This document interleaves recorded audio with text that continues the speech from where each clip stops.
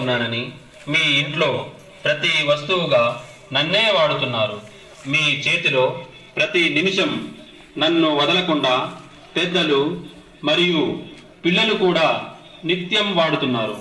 కానీ మీకు తెలియని సంగతి ఏమిటంటే నేను మిమ్మలను కబళించడానికి వచ్చిన ప్లాస్టిక్ భూతాన్ని నన్ను వాడుకొని విచ్చలవిడిగా ఎక్కడ పడితే అక్కడ పడవేస్తున్నారు.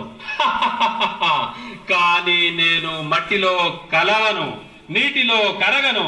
నన్ను కాల్చిన గాలి ద్వారా మీ ఊపిరితిత్తులలో తిష్ట వేశాను. వేడి వేడి ఆహార పదార్థాలు, అన్నం, కూరలు, సాంబారు, టీ, కాఫీ ప్లాస్టిక్ కవర్లలో తీసుకువెళ్ళి ఆహారంతో పాటు నన్ను కూడా తింటున్నారు.